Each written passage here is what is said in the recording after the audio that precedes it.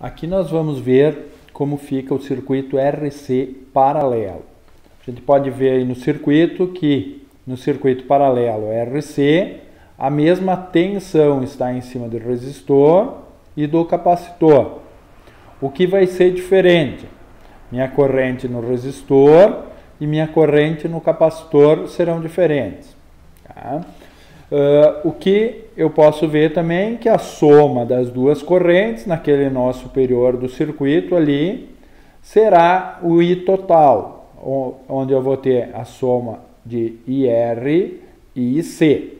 Só que a nossa soma agora não mais vai ser simplesmente somando essas duas correntes, porque elas estão com ondas defasadas, certo? Ela é uma corrente senoidal, onde a minha corrente IR vai estar em fase com a tensão total e minha corrente IC está adiantada em relação à tensão total, 90 graus, como a gente pode ver ali no diagrama de fasores.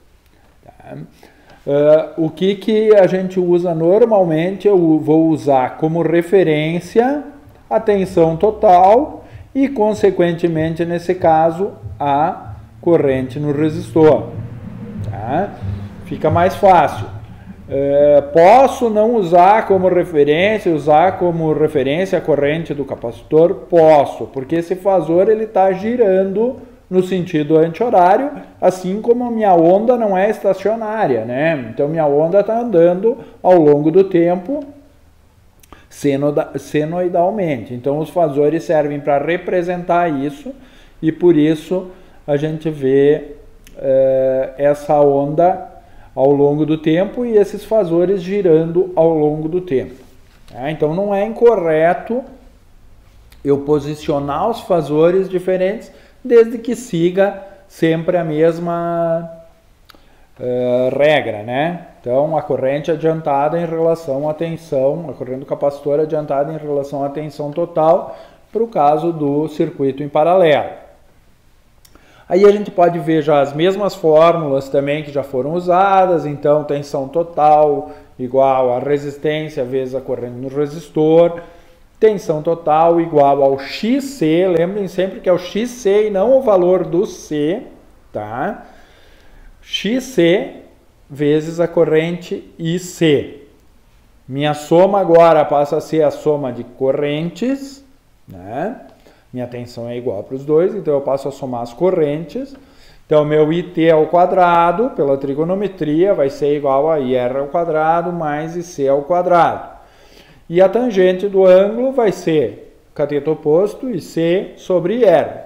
Tá? Então, sempre o ângulo que a gente tem é da tensão total e da corrente total. Tá? Que aí a gente vai depois descobrir que isso é o fator de potência de uma instalação elétrica.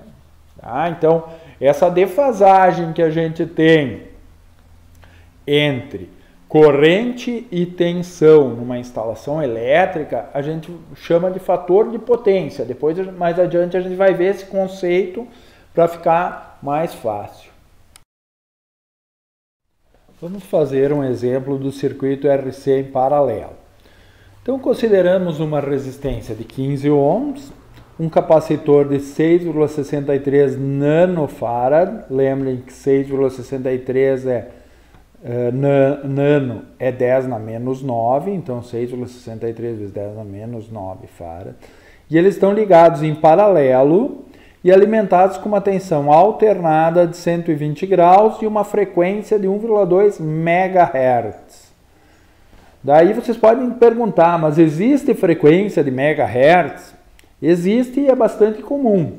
Tá? Então, as rádios que a gente escuta, principalmente na faixa de FM, são todas na faixa de megahertz. Então, quando a gente tem uma rádio ali 94,9 megahertz, né? Então, as frequências são dadas dessa forma para transmitir ondas sonoras nas rádios FM. Nas rádios AM a gente tem frequência da ordem de kHz. Tá? Então, ali o que ele pergunta também? Calcule XC, IR, IC, I total e o ângulo que eu vou ter entre o I total e a minha tensão total. Tá? Então a gente viu já no circuito paralelo, a gente vai desenhar esse circuito paralelo, já eu colocando, ao invés de colocar o valor do capacitor, eu preciso calcular o meu XC. Então, no circuito, eu já vou colocar o XC ali para ficar melhor especificado. Tá? Então, no cálculo desse XC, eu vou utilizar ali 1 sobre 2 πFC e chega a um XC de 20 ohms.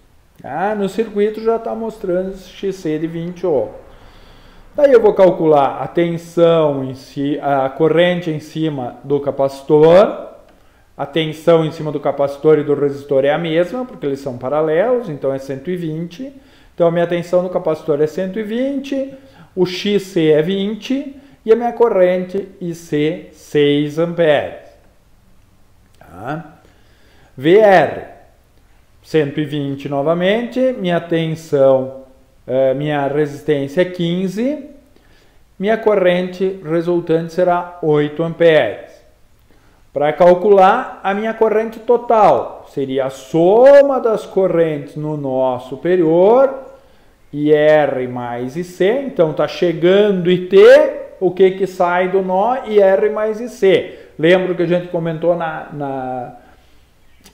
ainda em aula, que o que entra de corrente num nó, sai. Então, somatório de correntes que entram no nó tem que ser zero. Né? Que entra de corrente sai, ele não perde nunca, certo? Só que aqui nós estamos somando correntes, lembre que minha corrente é alternada também, tensão alternada, corrente alternada.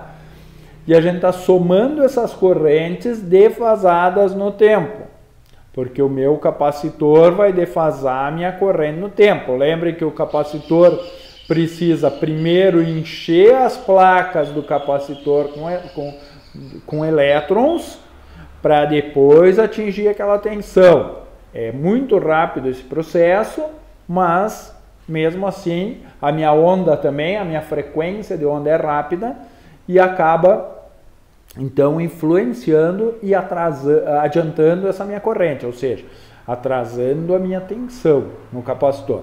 Então ali, para eu somar isso, eu vou utilizar a trigonometria básica, né? Então eu somando ali IR e IC que estão defasados em 90 graus, eu posso fazer IT ao quadrado igual a corrente C ao quadrado mais corrente R ao quadrado, vou chegar a um IT total de 10 amperes.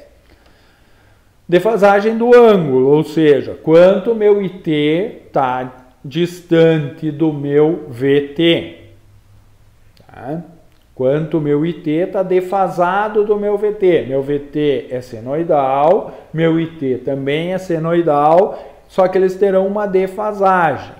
Então, essa defasagem a gente vai ver nesse ângulo, que depois a gente vai ver que isso interfere no fator de potência de uma instalação elétrica.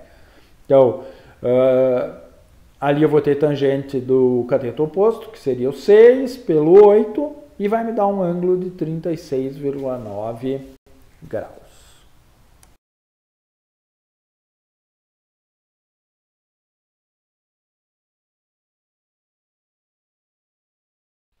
Aqui podemos ver então o diagrama de fasores desse circuito, né?